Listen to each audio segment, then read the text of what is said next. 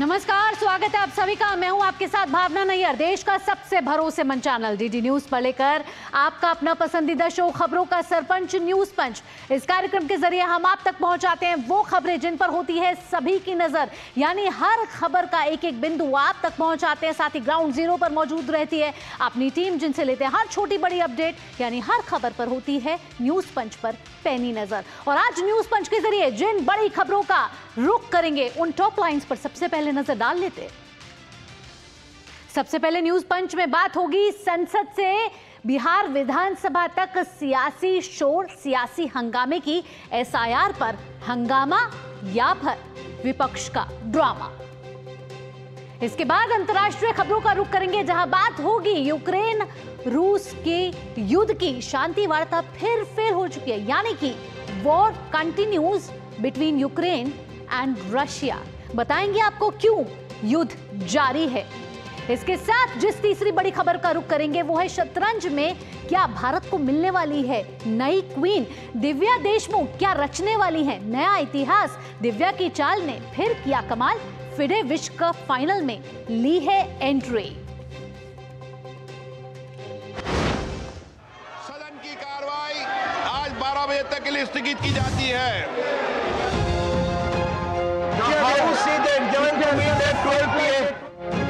अब सदन की कार्रवाई स्थगित की जाती है 2 बजे तक।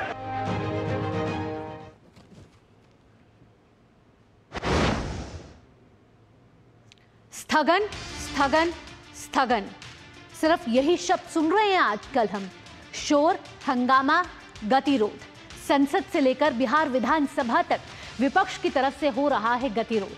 पर बड़े सवाल खड़े हो रहे हैं कि क्या असल में मुद्दों को उजागर किया जा रहा है या फिर ये सियासी ड्रामा है। जनता की ओर से चुने गए इन प्रतिनिधियों को देश के नागरिक संसद और विधानसभा में बड़े ही ध्यान से सुनते हैं।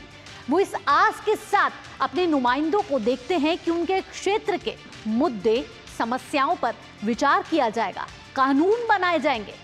क्या आपको मालूम है कि संसद की कार्यवाही के दौरान हर मिनट 2.5 लाख रुपए खर्च होते हैं। लेकिन हमारे देश की संसद का सच जब से शुरू होता है वो हंगामे, शोर शराबे, बहिष्कार की भेंट चढ़ जाता है। जनता की समस्याओं के बीच राजनीति के मुद्दे जगह ले लेते हैं। 3 दिन से चल रहे मॉनसून सत्र में कोई कामकाज नहीं हुआ है। वहीं बिहार की बात कर लेते हैं तो यहाँ पर भी सत्र चल रहा है विधानसभा का। यहाँ पर भी 3 दिन से विधानसभा सत्र में जोरदार हंगामा हुआ है। यहाँ भी कामकाज बाधित हुआ है।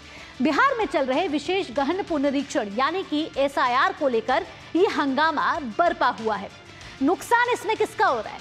सिर्फ और सिर्फ जनता का, जो बस पक्ष और विपक्ष के बीच की तकरार में पिस रही है। यहाँ मुझे दुष्यंत कुमार की वो कविता याद आ गई है जिसमें सिर्फ हंगामा खड़ा करना मेरा मकसद नहीं है, मेरी कोशिश है कि ये सूरत बदलनी चाहिए। अब ये सूरत कैसे बदलेगी, क्योंकि एसआईआर का मुद्दा लगातार सियासी संग्राम लेता हुआ नजर आ रहा है।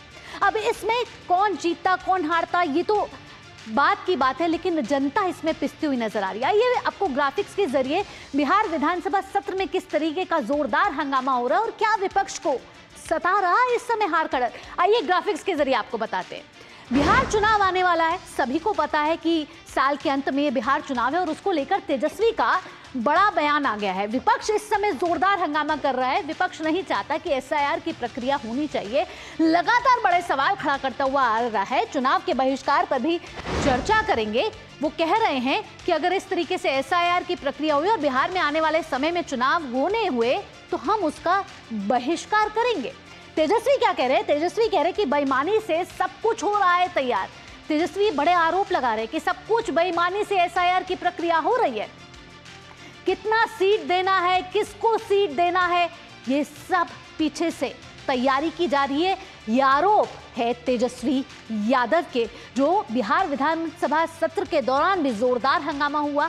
बिहार के मुख्यमंत्री नीतीश कुमार को इसमें हस्तक्षेप करना पड़ा। खड़े हुए उन्होंने बताया कि किस तरीके से एसआईआर की प्रक्रिया जरूरी है, लेकिन तेजस्वी यादव के अपने विचार, अपने बयान हैं जो लगातार सामने आ रहे हैं। और ये एसआईआर की प्रक्रिया संसद से लेकर विधानसभा सत्र में भी गूंज रही है। आइए आगे बढ़ते हैं। क्या विपक्ष को सता रहा है हार का डर? ये तेजस्वी यादव के बयानों से साफ कहीं ना कहीं नजर आता हुआ नजर आ रहा है। इसके बाद बात करेंगे कि एसआईआर पर बिहार विधानसभा में हंगामा हुआ है, विधानसभा में भिड़े हैं सत्ता पक्ष और विपक्ष के विधायक। बेहद ही जोरदार हंगामा देखने को मिला। बेल में भी नाराजगी कहीं ना कहीं देखने को मिली। वेल तक पहुंच गए विधायक और उन्होंने तेज नारेबाजी करी। तेजस्वी यादव और नीतीश कुमार के बीच तीखी बहस यहां देखने को मिली। कल का ये नजारे हैं। तेजस्वी को दिलाई राजद ने के शासनकाल की याद। वहां नीतीश कुमार ने बताया कि कैसे आपके कार्यकाल में किस तरीके की बिहार के हालात थे। आइए आपको बाइट के जरिए बताएंगे कि किस तरीके से इस समय पक्ष और विपक्ष आमने सामने होते हुए नजर आ रहे हैं। अरे पहले का बजट आपका क्या था और कितना ज्यादा हम लोगों ने सबके लिए किया है। आज 3 लाख से भी ज्यादा। और केंद्र सरकार ने भी, सुनिए, केंद्र सरकार ने भी काफी मदद कर रही है और मिलकर के बिहार में जो चीज की कोई कमी थी हम लोग चारों तरफ घूम करके देखे हैं और जहां कोई कमी थी उसको भी कर दिया। भी बताओ कि पहले कोई महिला को कुछ दिया था? कोई महिला को दिए थे? अरे हम ही ने 50% किया।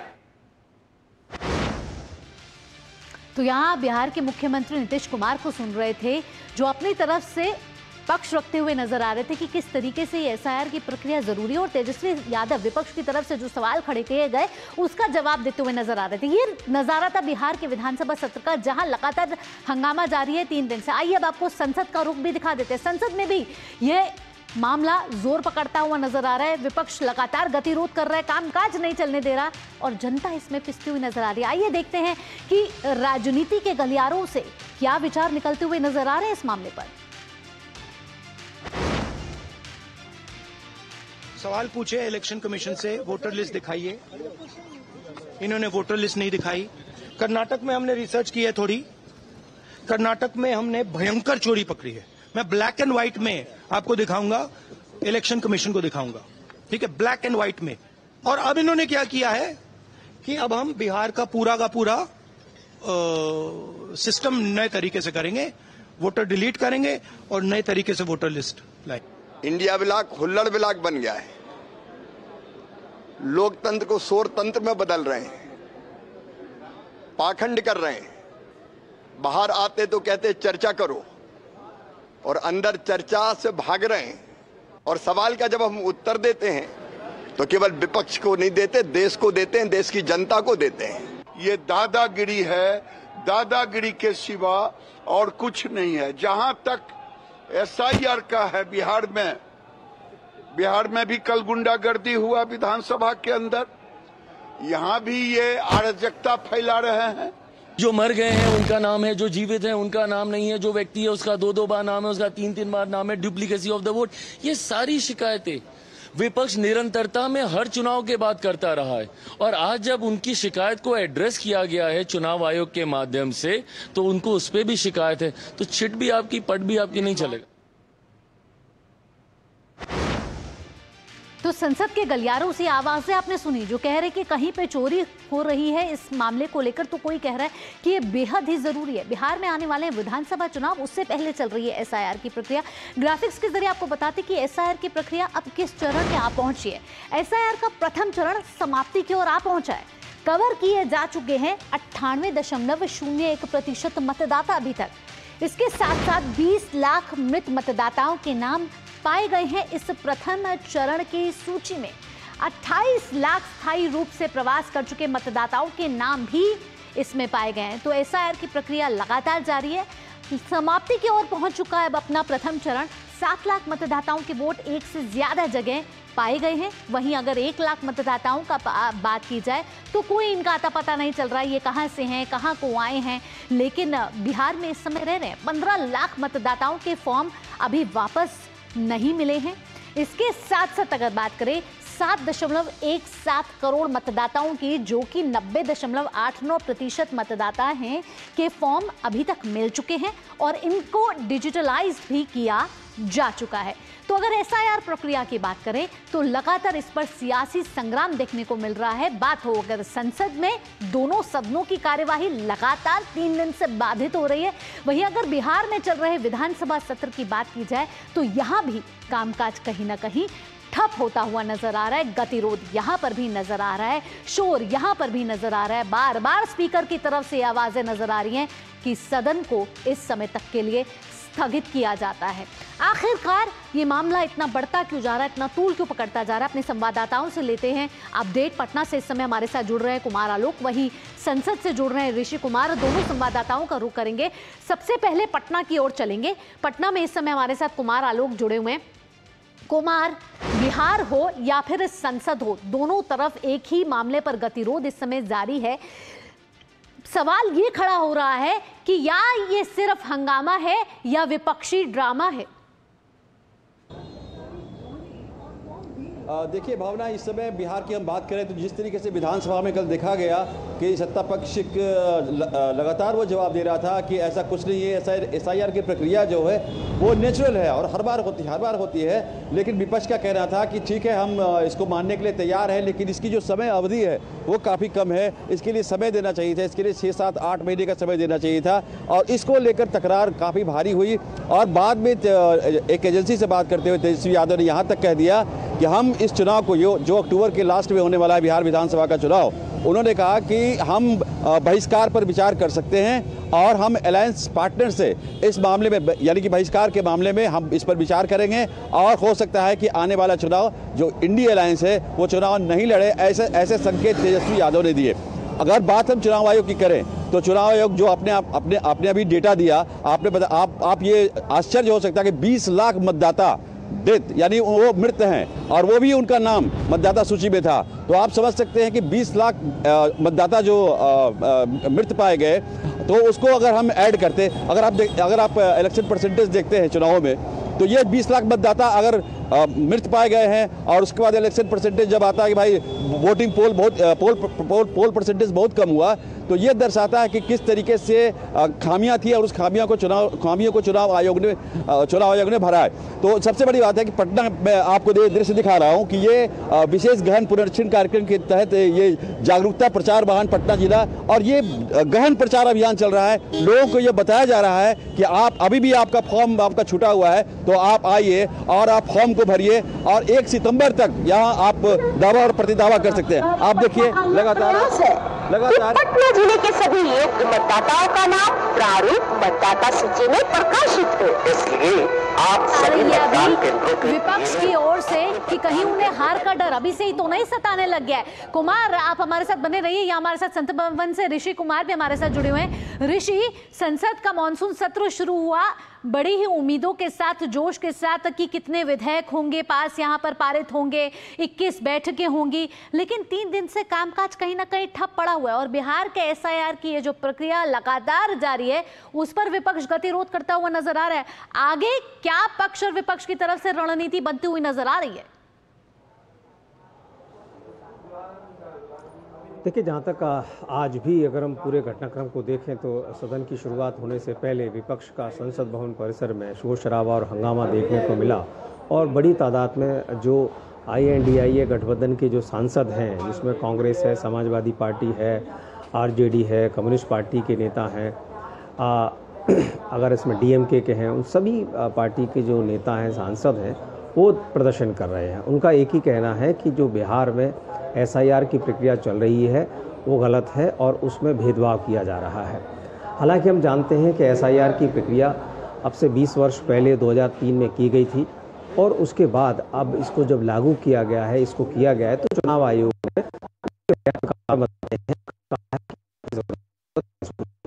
था 2 दशक हो गए थे एसआईआर की प्रक्रिया को किए हुए।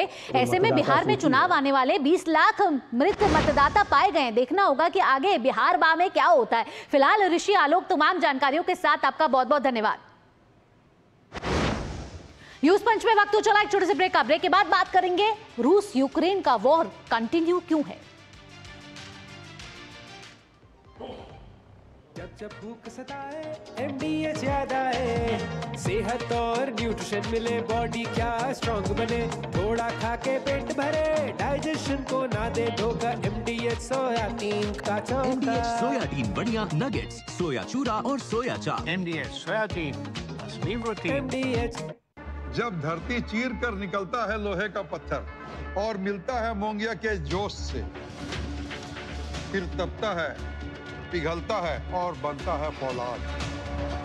अब होता है सरिया सारी खूबियों के साथ। मोंगिया स्टील, मजबूत देश का मजबूत सरिया। फिर ये डुगडुगी गई कहाँ? पापा के साथ साथ सारे सपने भी चले गए। अब तो बस अपने गैराज में बैठा लोगों की डुगडुगी ठीक करता रहता हूँ। और अपने बच्चों के सपनों के साथ ऐसा कुछ नहीं होने देना। वो कैसे? पहले से लाइफ इंश्योरेंस का टर्म प्लान ले रखा। बड़े भैया, सपनों को रखो सुरक्षित टर्म प्लान के साथ, सबसे पहले लाइफ इंश्योरेंस। ब्रेक के बाद न्यूज पंच में आपका स्वागत है। अंतर्राष्ट्रीय खबरों का रुख कर लेते हैं, जिसमें बात कर लेते हैं रूस यूक्रेन युद्ध की। जी हां, रूस और यूक्रेन के बीच 7 हफ्तों के बाद तुर्की के इस्तांबुल में अहम बैठक हुई। इस दौरान सीज फायर को लेकर कोई बात नहीं बनी, लेकिन युद्ध बंदियों की अदला बदली पर सहमति जरूर बन गई। यूक्रेन की ओर से आए प्रतिनिधि मंडल ने सीज फायर पर अपनी बात की, लेकिन रूस की शर्तों के कारण उस पर सहमति नहीं बन पाई। यानी कि war still continues between Ukraine and Russia, यानी कि लगातार युद्ध अब भी जारी है यूक्रेन और रूस के बीच में। इसके बाद दोनों देशों के बीच 7 हफ्तों के बाद हुई बैठक 1 घंटे में ही समाप्त हो गई। ये बैठक अमेरिकी राष्ट्रपति डोनाल्ड ट्रंप की उस धमकी के बाद हुई है जिसमें उन्होंने सितंबर में रूस पर और ज्यादा कड़े प्रतिबंध लगाने की बात कही है। अमेरिकी राष्ट्रपति लगातार कह रहे हैं कि रूस को ये युद्ध समाप्त करना चाहिए, रूस और यूक्रेन को ये सहमति बनानी चाहिए जहां इस युद्ध को समाप्त होना चाहिए, लेकिन फिर से फेल हो चुकी है ये वार्ता। आइए ग्राफिक्स के जरिए आपको बताते हैं कि क्यों रूस और यूक्रेन में नहीं बन सकी है सहमति, क्यों फेल हो गई है एक बार फिर से ये अहम वार्ता जो इस्तांबुल में हुई। और इस्तांबुल में ये वार्ता 7 हफ्तों के बाद होती है, 7 हफ्तों के बाद 1 ही घंटे में समाप्त हो जाती है। तो क्यों ये फेल हो रही है? तीसरे दौर की वार्ता में नहीं बन चुकी, कोई भी सहमति यानी कि कोई हल नहीं निकल पाया, कोई भी एक दूसरे की शर्तों पर राजी होने के लिए तैयार नहीं है। वार्ता के दौरान शांति पर कोई चर्चा नहीं हुई है। दोनों देशों के प्रतिनिधि मंडल पहले भी 2 बार मिल चुके हैं, उन्होंने अब ये जानकारी दी है कि कोई इस पर सहमति बनती हुई नजर नहीं आ रही है। 7 हफ्तों बाद ये वार्ता होती है और 1 घंटों के दौरान ही ये समाप्त हो जाती है। इससे पहले 2 वार्ताएं कब हुई? 16 मई और 2 जून को ये वार्ता हुई है। अगले ग्राफिक्स का रुख करेंगे। कैदियों की अदला बदली पर बन गई है सहमति। हालांकि युद्ध खत्म करने पे सहमति नहीं बने, लेकिन कैदियों की अदला बदली पर सहमति बन गई है। 1200 कैदियों की रिहाई करेंगे दोनों देश। इसके बाद 3000 और शव लौटाने के लिए तैयार हो चुका है रूस, और अब तक रूस ने लौटाए हैं 7000 यूक्रेनी सैनिकों के शव। इसके बाद रूस का 3 ऑनलाइन कार्य समूहों के गठन का प्रस्ताव भी है। साथ ही साथ राजनीतिक, मानवीय और सैन्य मुद्दों पर करेंगे दोनों देश काम, इस पर सहमति बनी है। इसके अलावा जेलेंस्की की पुतिन से सीधी बात पर रूस नहीं हुआ है सहमत। यूक्रेन के राष्ट्रपति वोलोदिमीर जेलेंस्की चाहते हैं रूस के राष्ट्रपति व्लादिमीर पुतिन से मिलना, लेकिन रूस के राष्ट्रपति ने इसको अभी तक तो नाकार दिया है। युद्ध खत्म करने के लिए यूक्रेन का शिखर बैठक का प्रस्ताव है। रूस, तुर्की, अमेरिकी राष्ट्रपति को शामिल करने की योजना यहां बनाई गई है। ये सीधा रुख करेंगे अपने संवाददाता को और सीधा उनसे बात करेंगे कि क्यों रूस यूक्रेन की ये युद्ध खत्म होता हुआ नजर नहीं आ रहा। अखिलेश सुमन हमारे साथ जुड़ गए। अखिलेश, यहां मैं जानना चाहूंगी आखिरकार दोनों देश किन शर्तों पर अड़े हुए हैं जिसकी वजह से युद्ध विराम की सहमति नहीं बन पा रही है? देखिए, जो जेलेंस्की है यूक्रेन के राष्ट्रपति, उनका कहना है कि रूस के कब्जे में जो भी यूक्रेन के इलाके हैं वो सारे इलाके रूस वापस कर दे। तो यह एक ऐसी बात है जिसके बारे में प्रेसिडेंट व्लादिमीर पुतिन है वो तैयार नहीं है। उनका कहना है कि ये जो इलाके 3 जो खास करके इलाके यूक्रेन के उन्होंने लिए हैं वो रूसी भाषी इलाके हैं और वो मूलतः उनकी जो नागरिकता है वो रूस की होनी चाहिए। बहुत जगहों पे उन्होंने बहुत सारे लोगों को उस इलाके में रूसी पासपोर्ट भी दे दिए हैं। तो व्लादिमीर पुतिन किसी भी हालत में उन इलाकों को यूक्रेन को देने को तैयार नहीं है, जिसमें कि जेलेंस्की जिस बात के लिए अड़े हुए हैं। देखिए, उधर अमेरिकी राष्ट्रपति डोनाल्ड ट्रंप ने भी इशारा किया था जब वो राष्ट्रपति बने थे उसके तुरंत बाद ही उन्होंने कहा था कि यूक्रेन को एक लचीलापन दिखाना चाहिए और यूक्रेन को लचीलापन दिखाने का उनका संकेत यही था कि जो रूस की डिमांड है, रूस की डिमांड पे यूक्रेन को विचार करना चाहिए। तो अभी बीच का कोई रास्ता यूक्रेन मानने को तैयार नहीं है। अब ऐसी स्थिति में यूरोपीय यूनियन है या यूरोप के और देश हैं, वो सीधे सीधे यूक्रेन के कोर्ट में बॉल डाल दिए। यूक्रेन जो चाहेगा वही किया जाएगा, और यही यूक्रेन की अभी तक ताकत बनी हुई है। हालांकि डोनाल्ड ट्रंप से दबाव बना है। चाहूंगी कि अमेरिका राजी तो हो गया है यूक्रेन को हथियार देने के लिए, लेकिन उसका पूरा मूल वसूलेगा। ऐसे में अमेरिका किस तरीके से मध्यस्थता करता हुआ नजर आ रहा है, और अमेरिका इसमें क्या चाहता है? देखिए, अमेरिका की एक जो डिमांड थी कि वो मिनरल डील करे यूक्रेन से, तो मिनरल डील तो अमेरिका ने कर लिया। तो उनका एक जो महत्वपूर्ण डिमांड था, उनकी आशा ये थी कि मिनरल डील करने के बाद रूस को यह महसूस होगा कि अमेरिका सीधे सीधे अब यूक्रेन में इन्वॉल्व हो रहा है, और इसलिए रूस हो सकता है यूक्रेन पे उस तरीके से हमला न करे। लेकिन देखिए, रूस भी विश्व की एक महाशक्ति है, यूनाइटेड नेशन सिक्योरिटी काउंसिल का परमानेंट मेंबर है। बहुत जब दो ध्रुवीय दुनिया रही थी उस समय रूस एक बड़ा ध्रुव था, और इस ऐसी स्थिति में इस छोटी सी बात से रूस मान जाएगा अपने पुराने डिमांड को, इस बात की आशा नहीं की जानी चाहिए थी। तो मुझे लगता है कि डोनाल्ड ट्रंप को अभी और प्रयास करना चाहिए। बिल्कुल, डोनाल्ड ट्रंप और प्रयास करेंगे, कैसे ये देखना होगा, क्योंकि रूस बिल्कुल भी सहमत नहीं हो रहा है यूक्रेनी राष्ट्रपति वोलोदिमीर ज़ेलेंस्की से मिलना। आगे देखेंगे कि ये वार्ता का दौर आगे किस तरीके से आगे बढ़ता हुआ नजर आता है। फिलहाल अखिलेश, तमाम जानकारियों के साथ आपका बहुत बहुत धन्यवाद। वक्त एक और छोटे से ब्रेक का हो गया, लेकिन ब्रेक के बाद आपको बताएंगे कि चेस की दुनिया में कौन सा एक और उभरता हुआ सितारा यहां नजर आ रहा है हमें। ये सब इस छोटे से ब्रेक के बाद। आप जुड़े रहिए न्यूज पंच के साथ। LIC लाया है unit linked insurance plan index plus. जीवन बीमा पाइए और निफ्टी स्टॉक्स के साथ अपने मार्केट रिटर्न्स को तेजी से बढ़ाइए। इस अट्रैक्टिव कॉम्बिनेशन के साथ अपना कल सुरक्षित कीजिए। सिर्फ 2500 रुपए मंथली प्रीमियम से शुरुआत कीजिए। आज ही LICindia.in पर जाएं। बिजली का बिल, किराना, स्कूल फीस सब हो गया। बन गया बजट? हाँ, 5000 बच गए। तो नई साड़ी ले ले ना, पिछले महीने तो ली थी।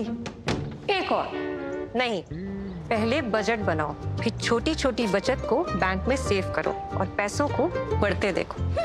बढ़िया। जाओ भाई। RBI कहता है, वित्तीय समझदारी समृद्ध नारी। ब्रेक के बाद एक बार फिर आपका स्वागत है न्यूज पंच में। आइए अब आगे बढ़ते हैं, बात कर लेते हैं खेलों की। भारत की बेटियां अब नई कहानी, नई इबारत लिखती हुई नजर आ रही है। भारतीय शतरंज के इतिहास में सुनहरा अध्याय जुड़ चुका है। एक के बाद एक भारत के शतरंज खिलाड़ी नए नए कीर्तिमान रचते हुए नजर आ रहे हैं।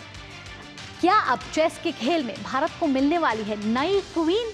19 साल के युवा इंटरनेशनल मास्टर दिव्या देशमुख अब किसी परिचय का मोहताज नहीं रह गई हैं। इस युवा खिलाड़ी ने फिडे वर्ल्ड महिला शतरंज कप 2025 के फाइनल में जगह बनाकर इतिहास रच दिया है।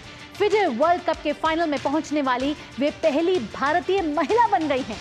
ये सिर्फ एक जीत नहीं है, ये एक संकेत है कि भारत की नई चेस क्वीन के विश्व पटल पर उभार का। तो दिव्या देशमुख इतिहास रच रही हैं, नए कीर्तिमान रचती हुई नजर आ रही हैं, और चेस की दुनिया में हम देख रहे हैं कि लगातार नए नए कीर्तिमान दिख रहे हैं। आइए ग्राफिक्स के जरिए आपको बताते हैं कि दिव्या देशमुख ने कैसे रच दिया है इतिहास। फिडे विश्व कप के फाइनल में पहुंच चुकी हैं दिव्या देशमुख, यानी कि सेमीफाइनल में उन्होंने जगह बना ली है। दिव्या ने सेमीफाइनल में किया बड़ा उलटफेर, और ये बड़ा उलटफेर आप देख रही है कि किस तरीके से हैंडशेक तो हो रहा है, लेकिन शतरंज की नई क्वीन भारत को मिलने वाली है, ये साफ तौर पर दिखता हुआ नजर आ रहा है, क्योंकि दिव्या देशमुख पहुंच चुके हैं सेमीफाइनल में। विश्व नंबर 4 खिलाड़ी हैं झोंगिए टेन, जिनको सेमीफाइनल में जो मात जो दी है, और सेमीफाइनल का पहला गेम जो रहा वो ड्रॉ रहा। दूसरे गेम की बात करते हैं तो दूसरे गेम में सेमीफाइनल में टेन को दिव्या देशमुख ने दी मात। 1.5 अंक से 0.5 अंक से जीत फाइनल में बनाई जगह दिव्या देशमुख ने। इसके साथ साथ फाइनल में पहुंचने वाली पहली भारतीय महिला कैंडिडेट्स टूर्नामेंट में दिव्या देशमुख ने बना ली है जगह। जीत के साथ आपको बता दें कि दिव्या ने पहला GM नॉर्म कर लिया है हासिल, और भारत की चौथी महिला ग्रैंड मास्टर बनने के लिए अब तैयार है। इस समय हमारे संवाददाता सुचित्रा हमारे साथ जुड़ गई है ज्यादा जानकारी के साथ। सुचित्रा, डी गुकेश को देखा हमने, आर प्रज्ञानंदा को देखा, अब भारत को चेस की नई क्वीन मिलने वाली है। कोई आसान ये सफर नहीं रहा, लेकिन शतरंज की दुनिया में लगातार हम नए इतिहास रचते हुए नजर आ रहे हैं और इसमें दिव्या देशमुख का नाम भी जुड़ने वाला है।